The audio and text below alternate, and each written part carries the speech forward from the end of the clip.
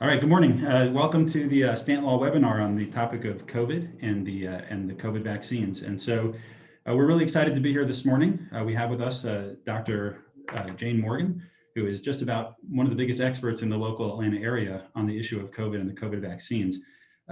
Dr. Morgan is the executive director of the Piedmont Healthcare System's COVID task force, and she also sits on the Governor's Committee for Health Equity. She's by trade a cardiologist, but has a pretty extensive history in vaccine development, research and development, and other things that really make her very, very qualified, eminently qualified to speak about the issue of COVID safety, and the COVID vaccine. Just our purpose this morning, and we appreciate everyone joining us, is we don't want to get involved in politics or the social views of the vaccine or vaccine. We know this is a charged issue for a lot of people. Our webinar is really just designed to provide everyone information so that you and your employees can really make the best informed choices about and ask the right questions to know what you need to know in order to get people back to work. So Dr. Morgan is really the most well-credentialed, well-read, and better expert than any of us on this issue. And so listen to what she has to say with an open mind. It will be a question and answer format.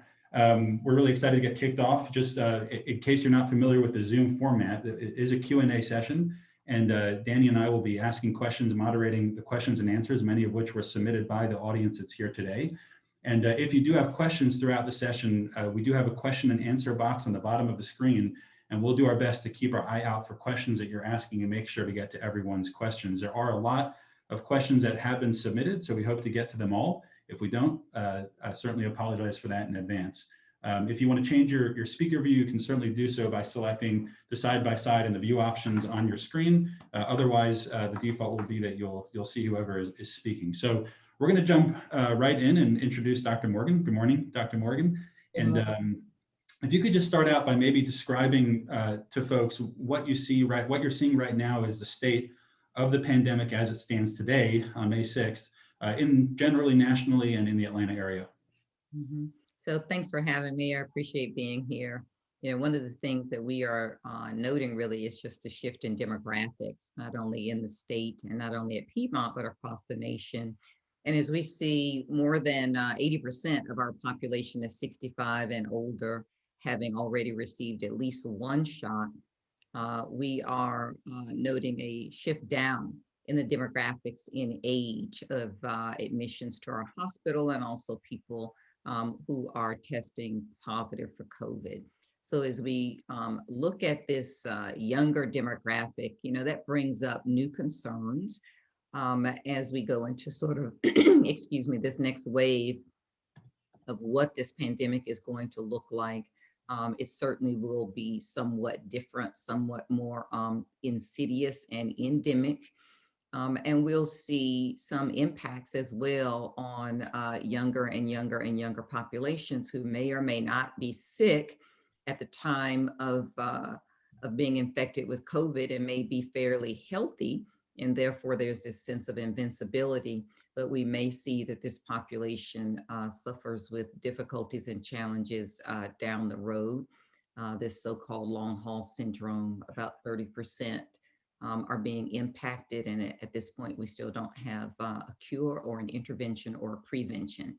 So we still want everyone, we're trying to get the message out that we want everyone to please follow good public health measures, and to also step up and consider these vaccines, because your youth, your age will not protect you. It certainly can make you feel more comfortable if you are to be infected with COVID, because primarily you by and large don't have comorbidities or other chronic medical conditions that you're managing.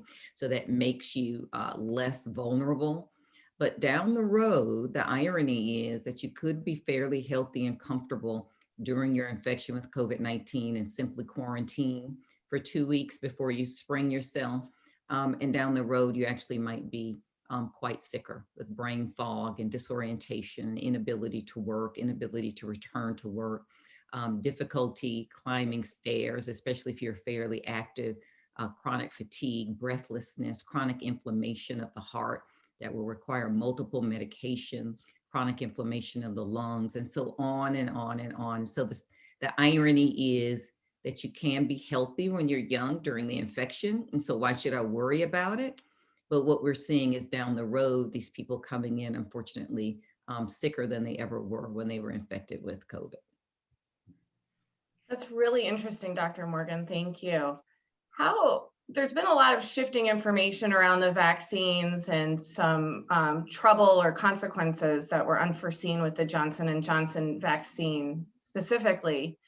How can, regular folks trust the information that's out there about the vaccines, given that they were rolled out so quickly? And given that we've had some issues with the Johnson & Johnson vaccine and also some severe reactions as a result of the vaccine in certain individuals. So that's about 4 questions in there. No, sorry about that. No, good question. I'm going to start with, let's maybe just kind of walk through the Johnson & Johnson pause and sort of what was that about. And so the FDA paused the vaccine for 10 days. This is not necessarily unusual in the vaccine and drug and device industry. FDA does issue pauses as it looks at data, generally during development, but also under emergency use authorization. But obviously this one received quite a bit of attention because we're in the middle of a pandemic. And so what the FDA noted was there were 6 patients out of 7 million who had these rare blood clots called CVST, cerebral venous sinus thromboses. These are specific types of blood clots that occur in the brain, in the veins that drain blood from the brain. So it's CVST. When those 6 blood clots were noted, they were all in females. All of the females were between the ages of 18 and 48 years of age. All of the incidences occurred between days 6 to 13. And so the FDA wanted to take a pause on that. One of the things that we certainly are aware of in the scientific community that can, perhaps be missed, in the larger community is if you think about the United States government and the FDA pausing the distribution of a vaccine with 6 cases out of 7 million. That is so incredibly sensitive. And so we should really have a lot of confidence that our system works. That is an incredible amount of sensitivity. That truly is the needle in the haystack. And for that to have happened really showed that the FDA and the US government is really working to secure and protect the health of patients. That is an incredibly rare occurrence. Just to give a comparison, women on birth control pills have a risk of a blood clot of 1 in 1,000. So just think about that when we talk about 6 people out of 7 million, it's more than 1 in 1 million, and they paused something to that degree. So we have to think about that. We have to think about, for instance, if you're in a car accident, you have a 1 in 77 chance of dying, 1 in 77. And the FDA paused something for less than a 1 in 1 million chance. So incredibly sensitive. So we need to be aware of that. So what did the FDA find? FDA found, after doing its due diligence, that there were more patients than these 6. They found a total of 15 patients when they went back to track. Of those 15 patients, 13 were between the ages of 18 and 48, and 2 were over the age of 50. 3 were also on birth control pills. 4 were overweight. And so there were some of these other chronic comorbidities that could be contributing to these types of clots. But in general, there was nothing that was seen across the board. So even 15 patients out of a total of 7 million is an incredibly, incredibly rare occurrence. And so what the FDA decided to do, they used that time to make certain that they informed physicians, medical centers, health centers, to be aware and alert and to be able to ask questions and quickly triage patients as they come in, such that if they came in with this history, CVST could be immediately identified, diagnosed, and treated, because it is treatable. one of the problems that we were having before the FDA paused is that patients were coming in with blood clots, and physicians could treat them as we normally would with blood thinners called heparin. And these particular blood clots also have a low platelet count. This might be just too technical, but the bottom line is that makes it a contraindication to heparin. So the FDA wanted to make certain that we were aware, that we knew specifically what that was. So what I will say is, when J&J came back online, we were very happy. We welcomed this vaccine back into our armamentarium. It is safe. All of the safety data is there. All of the efficacy data is there. Certainly, they enrolled 42,000 people. That's a huge trial.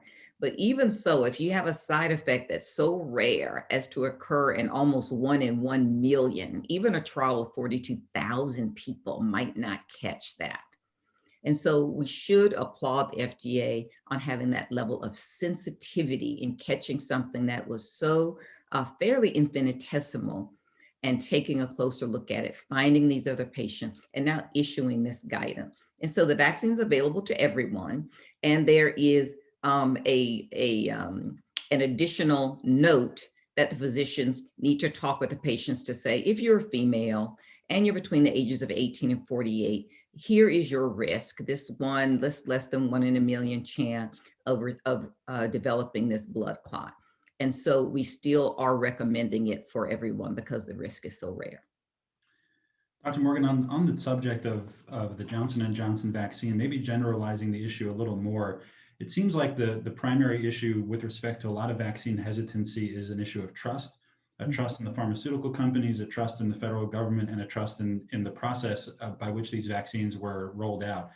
I was wondering if you could just address the issue of trust and why you believe there is an issue of trust, especially in minority communities and in the United States today with the federal government, and why we shouldn't be concerned about whatever those issues might be that people have in terms of the way that they view big pharma, the federal government, and the way that they have rolled out the vaccine. Yeah, certainly the rollout of the vaccine left a lot to be desired. And when you look at populations of color, specifically when you look at the African American population, there's so much historical context of research that has been done that was not to the benefit of the African American race, and certainly has harmed many of us to our actually to our neglect, and unfortunately to our sacrifice. And I think, many people know about the Tuskegee experiment, but there were many, many, many, many others. And there was a particular physician named Dr. James Marion Sims who developed a great procedure that restored really quality of life to a lot of women who may have developed these fistulas after childbirth. But the story behind that was that he developed this procedure by experimenting on Black women who didn't have a voice, who didn't have advocacy, who were in need of food. And he practiced and learned these procedures, and I really mean surgery, on these women without anesthesia. They screamed, they writhed, they begged for mercy, and none was coming. And he continued to cut and slice and sew and practice and mangle these women. And one woman underwent 30 or 40 of these procedures, and I mean surgeries, before she finally expired. And so the American College of Obstetrics and Gynecology just 3 weeks ago, issued a formal acknowledgement of the sacrifices that these Black women made involuntarily to the advancement of science and medicine, and finally denounced Dr. James Marion Sims, who had been known as the father of gynecology, for developing this wonderful procedure that when he rolled it out to white women who then underwent the procedure comfortably under anesthesia and had, wonderful restoration of quality of life. But behind the scenes, Black women had been sacrificed to do that.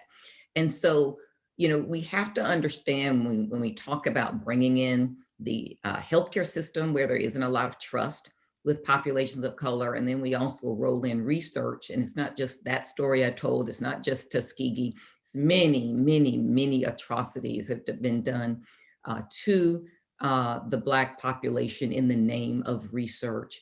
And then you also bring in the United States government, where there has been a long and uneasy relationship historically and continuously with the US government because of our societal construct and social unrest. All three of those things come together to bring us these vaccines. So there should have been no shock, no surprise. There was vaccine hesitancy when all three come together to bring us these vaccines. And then we had this new scientific platform that no one outside of science has ever heard, this messenger RNA. What's that? So this is where, it was clear to many of us early on that this rollout needed to have been preceded by quite a bit of education and information, certainly to communities as we brought it out. And so, we certainly have other pockets of vaccine hesitancy, but specifically with populations of color, that uneasiness with the United States government, with the societal construct of America, with research, with our healthcare system, and you roll all these together and say, here's a vaccine, please take it. You can understand why there would be a lot of vaccine hesitancy and a lack of trust. Right. That's a great point. Thank you. So we have a lot of folks on the call who are likely vaccinated, and I know they're asking themselves, do I need to worry or care about folks who are not vaccinated? Can you talk a little bit about that? Yeah, and this is the issue where we find ourselves currently in sort of this whole vaccination push that we have. We've got, about half the population closing in on being vaccinated, another half still hasn't been vaccinated. So what does that mean? And so I want to talk a little bit about herd immunity. I know you've heard this term. You may not know exactly what is it. I kind of generally know, but I don't really know. So herd immunity really has its origins at the turn of the 20th century, 1905, 1908, in farmers and cattle farmers, cows. And what the farmers noted is that if their cows were infected with diseases and survived, that if enough of them survived, all of the rest of the herd that had never been infected seemed to never get infected. And so medicine also adopted that from these cattle farmers and began to call it this herd immunity that also applied to people, applied to humans. And so if we can reach a certain percentage in the population, generally above 70%, depending on the infectivity of in this case, a virus, the more infectious, the higher that herd immunity number needs to be. So let's say it's above 70%. Then everyone in the population does not need to be immunized. We just need enough people such that the virus or whatever the infectious agent is cannot find a host, and so eventually dies out. And that protects everyone in the herd.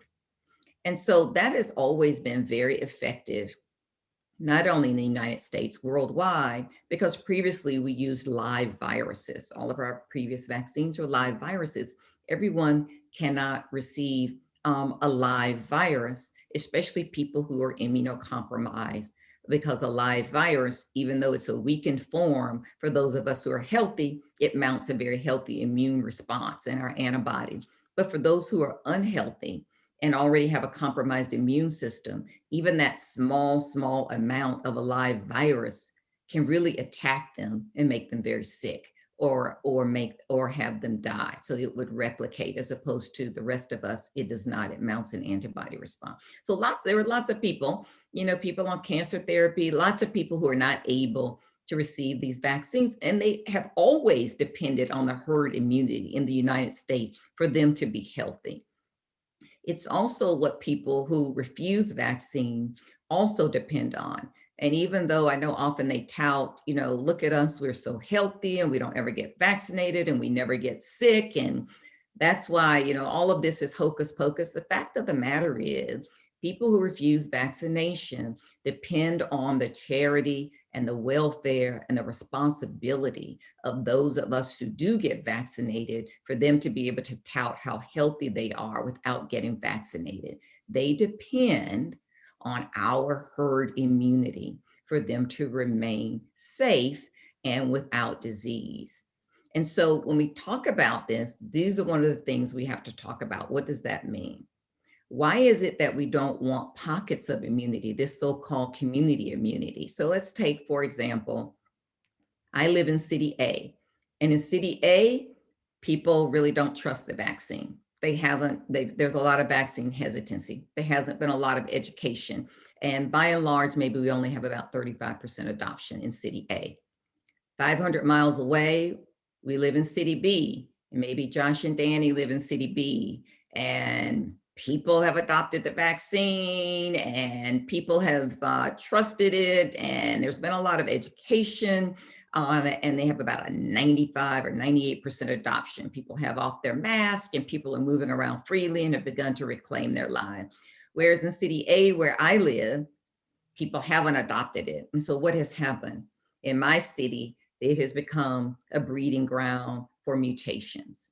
And we have allowed our bodies to be accessible for the virus. So replications are also occurring. Eventually, people from city A will mingle with people from city B, right? Because we're an interdependent society. We move around, we interact, we're on planes, we do things. And what happens is people from my city bring their mutations to the people in your city who are very immunized. And these new mutations have the capability of overtaking your vaccines because your vaccines were developed prior to all of the mutations that have subsequently developed in my community. And so then we start all over again, right? At square one, where we continue in this cycle. So community immunity is not something that we want to strive for. I hear people say, I just want to make sure my school is safe. Just want to make sure my church is safe.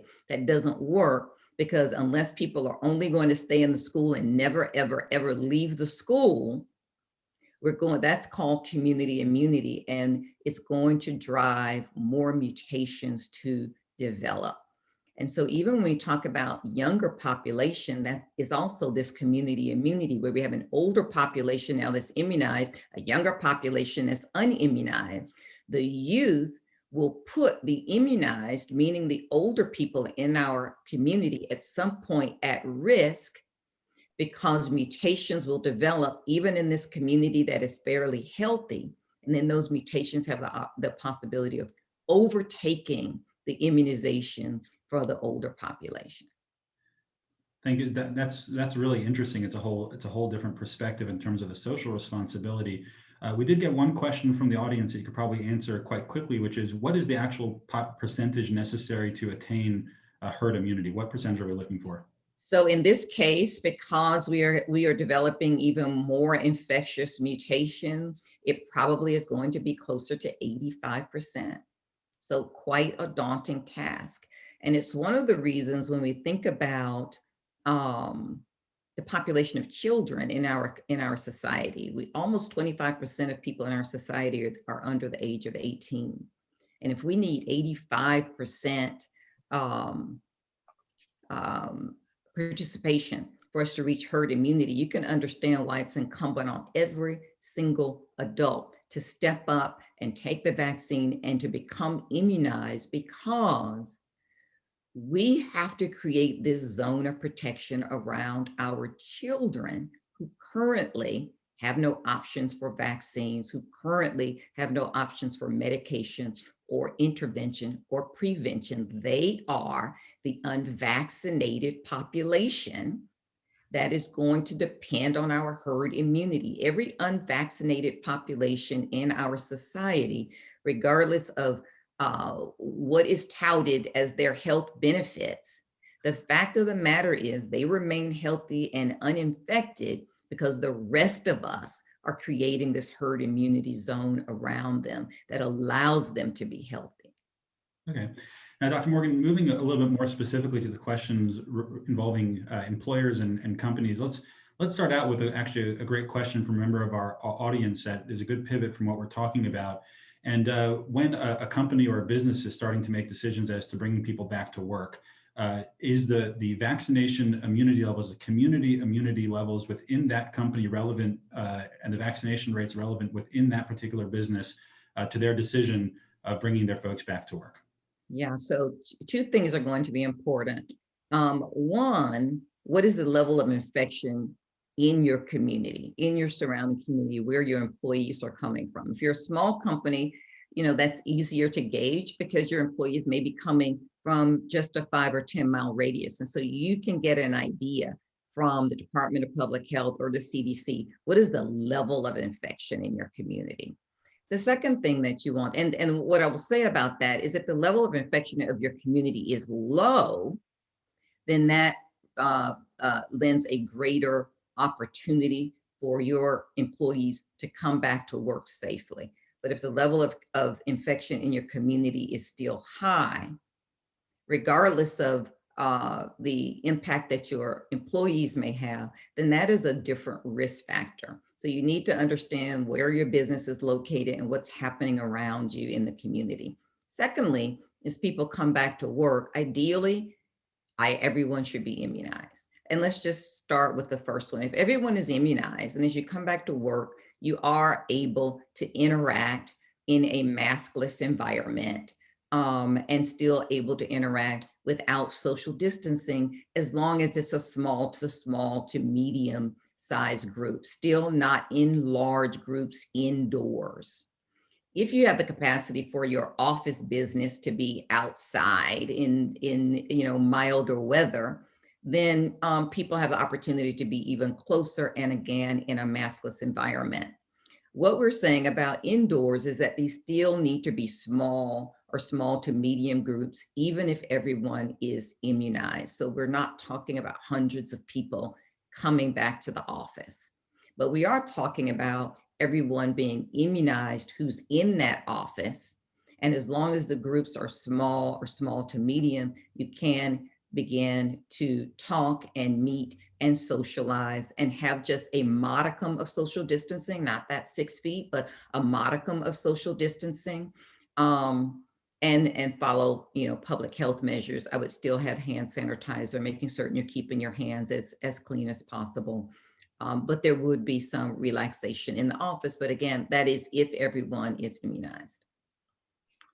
Thanks, Dr. Morgan. We have a couple questions about specific numbers around some issues you've discussed. Could you tell us what is considered a low infection rate for COVID in a community when employers are making those judgment calls? Yeah, so a low infection rate would be less than 10%. So less than 10% in your community, sure. Mm-hmm. And another statistical question is, if 85% of the country is vaccinated, will there still be mutations in the virus, or will the virus no longer mutate in communities? Right. So it is what we look for, and this is a very contagious virus, that if we can reach 85% herd immunity, then the virus would die out. The reason for that is that as Homo sapiens, as human beings, we serve as the zoonotic host, meaning we are the animal host of this virus.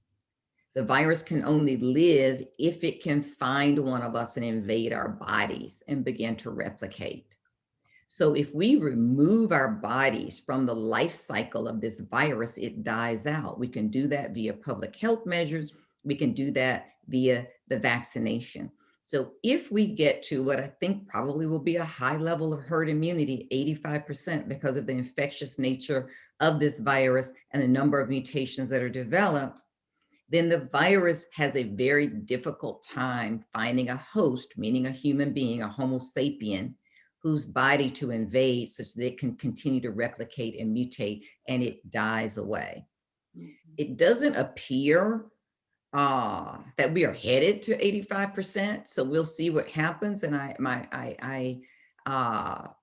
think that we might end up in an endemic state, meaning that we end up living with some low level of this coronavirus in our society at all times for a certain period of time. But we shall see how close we get to it.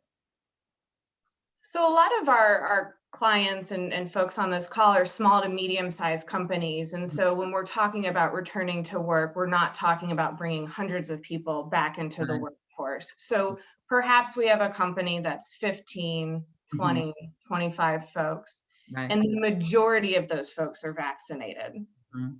but not everyone. Does Yeah. your advice or guidance change based on the size of the company? And can you also provide us a little guidance as to what a small or medium-sized Mhm. inner office meeting, what numbers that would look like? So my advice is the same. And when you say small, we're looking at companies about maybe 40 or less. And if you're having meetings maybe of people 18 to 20 or less with some distance, not packed in. Additionally, well ventilated areas. And the key word that you used, Danny, was majority. Majority of your staff is vaccinated. So that's problematic. And so the advice that I gave is basically the advice for 100% of people being vaccinated. If you have a majority coming into your office that's vaccinated, then people will need to wear masks and will need to practice social distancing, excuse me, and will need to wash their hands unless you are holding your meetings outdoors or on a rooftop. But if you all are indoors and you have to use this word majority and not all, then even one is enough. Because again, one person unvaccinated still is an opportunity for mutations. And what we don't want to develop are mutations that have an opportunity then to come in contact with people who've been vaccinated, and these mutations then learn to evade the vaccines. Dr. Morgan, obviously, I mean, you're speaking from your standpoint as a public health official and a medical professional. But I would imagine that a lot of folks are thinking that, we got to get our people back to work. And what is it our responsibility as employers, to be out there and making sure that every single individual is getting vaccinated and these mutations aren't happening. So I wonder if you could just speak a little bit briefly about the business case. What would be the business case for an employer concerning themselves if the vast majority of their employees are vaccinated? Let's say they have 85, 95%, they have one or two employees who are not vaccinated. Maybe it's that person's responsibility, and what's the business case for the business to be concerned about those individuals? Right. So these are all going to be difficult questions. And if you have one or two or 5 or 10 or 20 people, I don't know how many, who are not vaccinated, you really will have to think about whether or not these people are coming back into the office, whether or not they can work virtually and be effective in their jobs, and how you're going to manage kind of this mixed population. Certainly people who are not vaccinated, if they come back into the office, every single person must have on a mask and must practice all social distancing measures. So at this point, there's still no exception to that. And so it's not a matter of if you can come back to the office, you certainly can, but how will you come back to the office? And what does that look like in both vaccinated and unvaccinated populations? There could be people who have exceptions, and for whatever reason, they have an exception or an objection to the vaccines. Whether they have whether they can make a case for that or not make a case for that really scientifically doesn't matter, because they're still not vaccinated. So how are we going to manage these people in the office? And so every office will have to determine that. You have to determine how much square footage you have. How are your desks arranged? Do people have private offices? A big difference if everyone goes into a private office and shuts the door, as opposed to are people sitting in communal areas. So everybody has to be able to manage what your office is and what your office size is. And again, whether people have the opportunity to work from home. But this really only works in bringing people back if everyone is immunized. So if only the majority are immunized, that has to be managed to protect everyone. And so in order to protect everyone, social distance, social public health measures will still have to be followed, especially if your office is indoors. So, Dr. Morgan, obviously this is complicated issues for a lot of employers and probably not what people necessarily want to hear, because these are difficult questions and people do want to get back to work. But I wanted to ask you a specific question about the masks. And I know the CDC's recent guidelines that came out said that, as you mentioned earlier, that if you have a minority or even one person who is unvaccinated in an environment, then everyone should be wearing masks. Why is it, from a medical standpoint, a public health standpoint, why is it that that if the vast majority, if 99% of the people are vaccinated and one isn't, why do the vaccinated people have to continue wearing the mask? Aren't they not going to pass the virus? So until we can reach this herd immunity, everybody will still need to wear a mask, because the concern is that in the unvaccinated person, that could be a nidus of mutations that develop, that then the vaccines from the vaccinated people aren't able to protect against, because those mutations developed after the formulation of the vaccine was finalized. So may not be effective against mutations that subsequently developed. So we want everyone to continue to wear masks such that you can protect your own immunity while these mutations continue to thrive in people who are unimmunized, until we can reach herd immunity and the virus begins to die off completely. And then we can remove our masks. So the masks are not necessarily to punish us or to have us wearing them unnecessarily. The masks, unfortunately, are to protect us from people who are unimmunized, who may be unknowingly breeding mutations that your vaccine doesn't cover at the moment. Dr. Morgan, do we know currently how long the vaccines on the market are effective and whether folks who are vaccinated are going to need a booster shot? So we have 6 months of data from Moderna and Pfizer.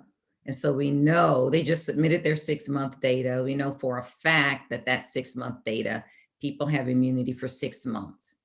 Just 2 days ago, they announced that there was up to 8 months of immunization.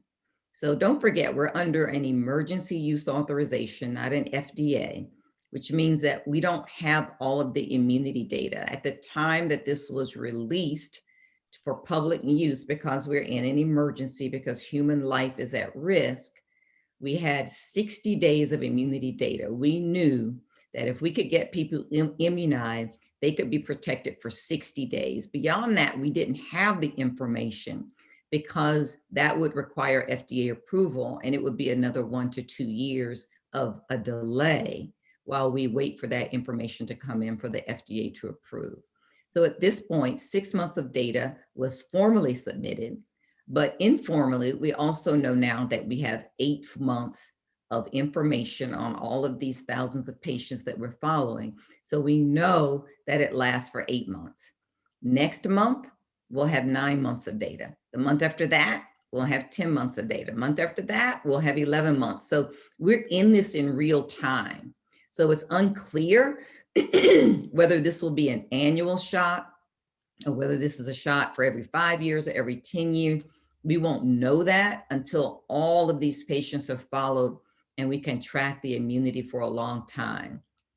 What's likely, and we shouldn't maybe be taken off guard by it, is if Moderna and Pfizer come back with a booster shot for those people who've already received both doses of their vaccine. And we're trying to avoid that. But if we're not able to reach herd immunity fairly quickly, it's highly likely that Moderna and Pfizer will be forced to create a third formulation that is specific against all of the mutations that have developed since their clinical trials closed, and bring all of those people back for a third shot. Johnson & Johnson, although they trialed their formulation in a more challenging environment with the UK variant, the Brazilian variant, South African variant, all circulating in the atmosphere.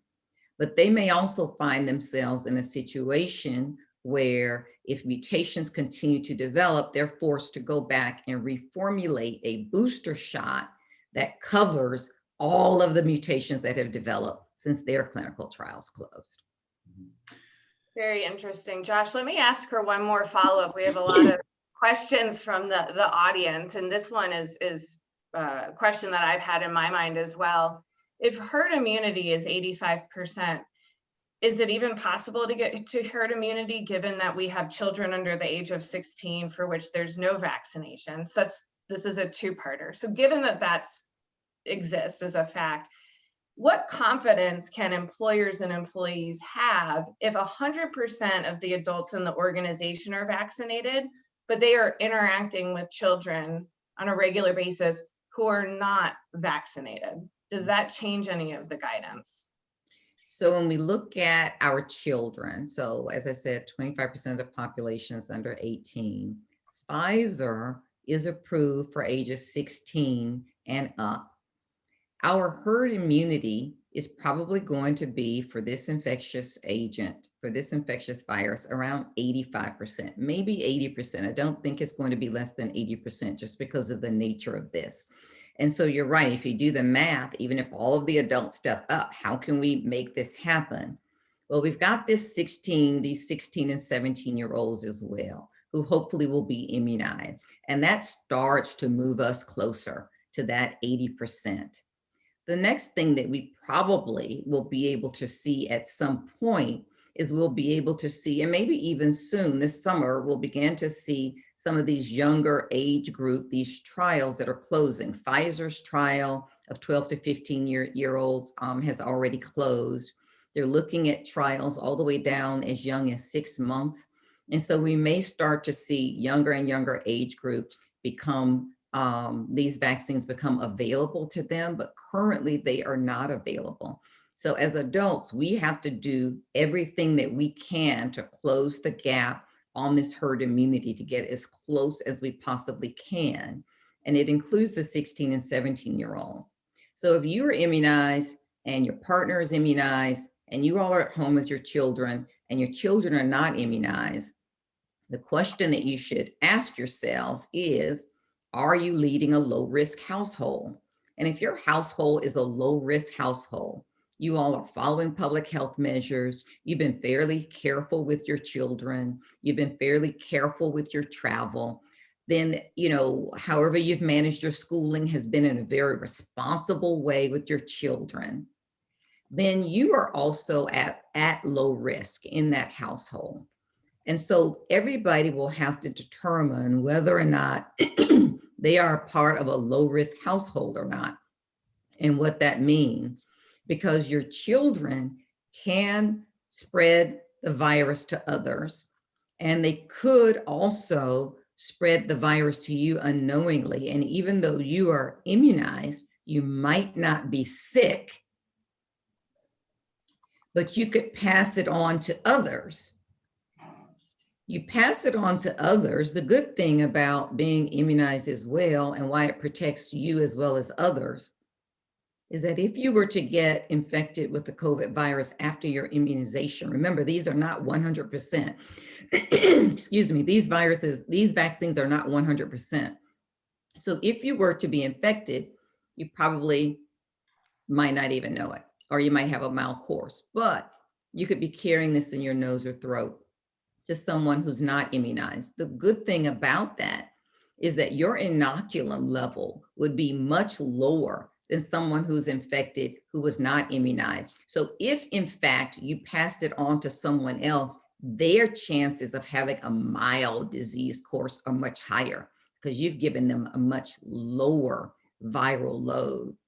Also, because your viral load is so low because you've been immunized, you also will have to be at a much closer proximity and for a much longer interaction to infect someone because of the protection that your immunization is providing for you. So that's why we say the immunizations not only protect you, but they protect people around you as well. And if they were to get sick from you, they could expect a much milder course. They could also expect, if they were to get sick, it would only be with a more prolonged interaction and with closer proximity as well. Interesting. Dr. Morgan, one question that's come up from a few of our audience members, and I think it's an important one, and I'm going to ask it in two parts, and if I can ask you to address both of them, which is, what about folks who have already gotten COVID and have antibodies and can prove they have antibodies? First part question is, why do they need the vaccine? And second part question, and perhaps more important for our audience, is how does that affect the safety of bringing people back to work? So let's say you have 95% of people who are vaccinated, and you have 5% of people who have antibodies and would like to come back to the office. Is that safe, and how do they handle that? Yeah, so this native immunity versus vaccine immunity. So what we know from our COVID patients, and in the trials, COVID patients, people who are COVID positive were also included in those trials.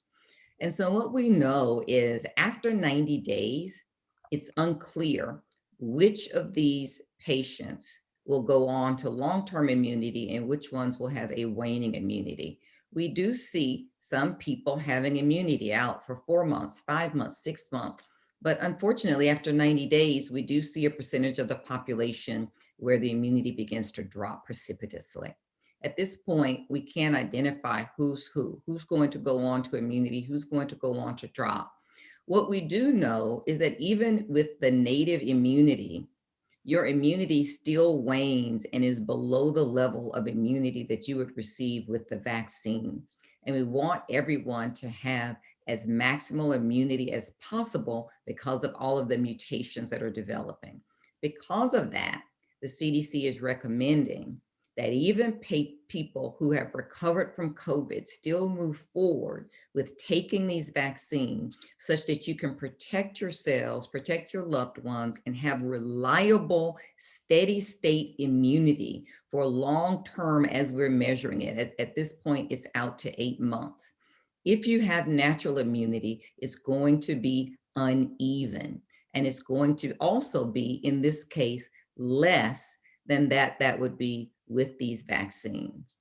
So if you have people who are coming back to the office and some are unimmunized, but they have recovered from COVID, the question would be, is it within 90 days? If it's within 90 days, you can feel fairly confident that they have good immunity.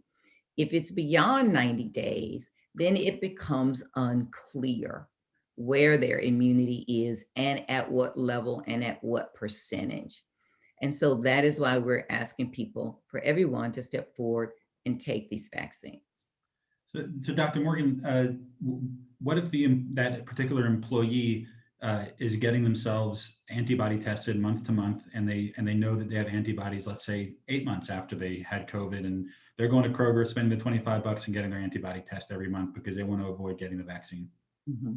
So I would ask what these tests are, because generally you can't, at least at this point, as far as I know, just get an antibody test at Kroger. The reason for that is to test antibodies for these vaccines. We specifically, for the vaccines and for the virus, we specifically are looking at something called T cells and T helper cells. That being said, if people are receiving confirmation of their antibody levels, then what we would need to look at, and I don't know if companies have the capability of doing that, so maybe you need a physician to guide you, is what are these antibody levels? Yes or no is probably not a good answer. It's not a pregnancy test. So we need to understand what level of immunity you have, and that gives us an idea of what that risk is. So that particular person would need a second level of information regarding their testing and what that means. Understood. Thanks, Dr. Morgan. We're kind of coming towards the end of the presentation, and I wanted to circle back. You mentioned earlier having good ventilation and hand sanitizer was still important in the workplace. What other measures can employers take to have a safe work environment and bring their employees back to work? So again, as much as you can, separate yourselves if you can, and I know we work in open environments. So if you have, sort of these shields that you can separate people, if necessary. Again, if everyone is immunized, that's really going to be unnecessary. But if you're coming in and there is a mixed environment and people are going to have to mask, if you determine that you'll have to still follow public health measures within your building, within your company, then, sort of these dividers as well, where people can talk and not, exchange air as little as possible. If people have offices, that sort of resolves that. Everybody can sit in their office and have some separation. So the point will be, how well can you separate people? If you don't have dividers, are they able to be seated far enough apart, sort of like the schools? But you still need to still mask and follow public health measures, at least for now. And, as you know, this is a moving landscape. So everything changes. We continue to get updates. But for now, that's how you would manage people coming in. And again, not in a large gathering, cannot be a large amount of people. Thanks, Dr. Morgan. And it seems for a lot from what you're saying is that, and this is another question we got from the audience, is that as you mentioned before, that if our vaccination rates aren't getting high enough or whatever it is, this is going to be endemic and it's going to be something we're going to have to live with for a long time. And so I wonder if you could just speak briefly about the measures that businesses can and should be taking with respect to their policies and procedures and creating, and how important is it for businesses to be prepared to live in a different world, and how long can we expect this to continue? So you're asking about the crystal ball. When I look into my crystal ball, what I see is, at some point we will be able to reclaim our lives, but when that is and where that is, I really don't know. We certainly see less vaccine uptake now. Unfortunately, I think since the Johnson & Johnson pause, I think also all of the people who really were interested in getting vaccinated have been vaccinated. And now we are looking at a different demographic. We're looking at people, the youth who maybe feel invincible. We're looking at people maybe in low socioeconomic conditions who maybe don't have access. We look into people who just don't trust. We have looked at people who never get vaccines. So we have all of these different groups now. And so I think as we cross this 50% threshold, it's going to be increasingly more difficult. And that's why I say I'm concerned that this actually might end up being endemic. If we end up with something that's endemic, which is, we live with things that are endemic, like the flu, et cetera, but generally, they don't have such consequences, then, I guess we'll just have to see how that's going to be managed, and how environments will be managed. So, what I can speak to is now, as we continue to really try to reach herd immunity, it's important for everyone to do what they can to minimize the opportunity for mutations to develop, and to remember that you are the opportunity for mutations to develop. And so that means make certain that you're in a safe environment, that you're in environments with, if you are vaccinated, you're in environments with other vaccinated people or low risk environments or outdoors. And that if you are not vaccinated, that you absolutely follow public health measures, keeping your nose and mouth covered, not only to protect others, but to protect yourself from being exposed and having the virus have an opportunity to invade you. And even though you may not be sick, you may serve as an opportunity for that virus to mutate and make others in the population sick, and make the vaccines more difficult, make their jobs more difficult as well. I just have one last question that I got from a couple of members of the audience, and I know we have just a couple of minutes left, but fully vaccinated individuals, going out to networking events and luncheons and other things like that, getting back to normal. I know that the CDC is saying you can remove your mask to eat and things like this. What would you recommend to people who you're going to an event that you might not necessarily know who there is vaccinated and who is not vaccinated? Yeah. So first I would say, try not to go to the event. We're sort of not there yet. If for whatever reason you need to be at this event, I would hope that they wouldn't even hold the event. So I'm just going to start there from public health measures. But let's just say there's an event and you're going. Regardless of whether you're vaccinated, that is a mixed environment. You do not know who's who or what's what.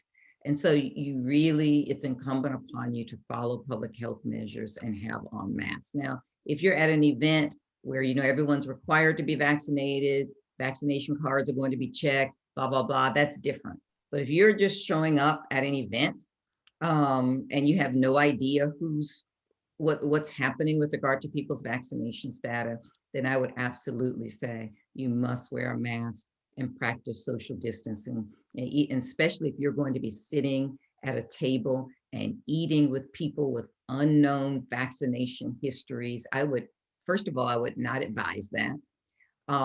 Secondly, I would say, because you do have to take off your mask. Secondly, I would say if you're going to do that, you all definitely need to be either outdoors or socially distanced when you're removing your mask to eat. Okay, thanks. We just aren't there yet. We're Right. just at this 50%. So the advice is still going to be for people to really exercise caution until we can reach a level where we start to feel a little more comfortable.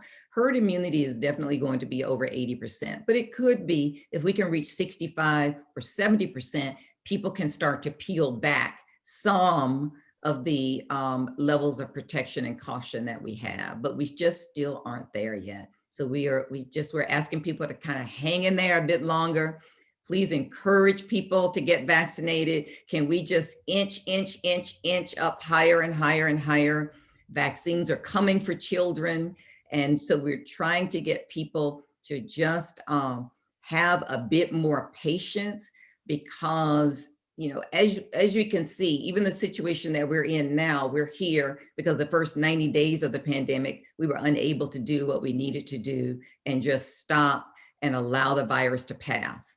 And we could not do that. We could not shelter in place. After 2 weeks, we were all out. So we have created this situation for ourselves. So here we are 14 months later. And if we cannot continue to hang in there, then these mutations will come and develop against the vaccines, and we will continue to chase this 8 ball and continue to start over.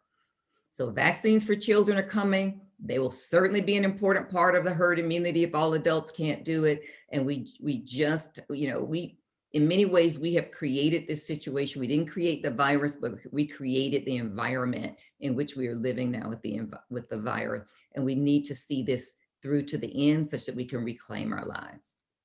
Well, thank you, Dr. Morgan. And, I know this is a ton of information for people to digest and employers to digest. And I'm sure, and I know we have a number of other questions from the audience that we just don't have the time to get to. So I do apologize for that. We have other questions that came in, private messages on social media that also we just don't have time to get to. But we do want to thank you, Dr. Morgan, for being here this morning, and mention to everybody that obviously Dr. Morgan is coming to us from a medical and public health standpoint, providing information for us with respect to how we can get our folks back to work. But obviously this is a situation, as Dr. Morgan mentioned, that this is going to be the new normal, and we still have a lot of time before we get to a place where we can go back to a complete level of normality. And so in order to really get people back to work, we really need to start thinking about the return to work plans. There's all sorts of questions that have come up that Dr. Morgan mentioned. Can we or should we, from a legal standpoint, mandate the vaccine? What are our goals in terms of getting people back to work, the hybrid model? Can we ask people about the vaccines? Can we ask people whether or not they have antibodies? These are all issues that implicate federal law, employment laws, human resources issue, morale issues, all sorts of other things. So moving from the medical advice that Dr. Morgan is giving, certainly, the attorneys here at Stanton Law and the human resources folks that we have are able to answer any further questions folks have with respect to how to actually implement return to work policies that comply with federal law, comply with the state law, and are the best human resources practices. There's no question that it needs to be well thought out, and it must be tailored to the specific of your place of business and the specifics of the situation. So certainly we'll be following up with people, and you're welcome to reach out to any of the attorneys at Stanton Law to help you out with those issues. And again, Dr. Morgan, we really want to thank you for being here. And Danny, thank you for co-moderating the event. And of course, thank you to to all the participants who submitted questions and got involved, because this is a very important public health issue, and more importantly for us, a very important issue for the economy and the future of our businesses. So thank you, Dr. Morgan. Yeah, absolutely. And if you'd like, I give all scientific information on my Instagram and Twitter platforms and LinkedIn at Dr. Jayne Morgan. And you can follow along. I do a whole series of steroid chronicles, little 1-minute videos where I answer a COVID question in 60 seconds or less. You guys are welcome to submit questions and I'll create a 60-second video, respond to it, and send it out. So. Well, thank you so much. Thank you, and have a great morning, and thank everybody for joining us, and have a wonderful morning. Thanks, everybody.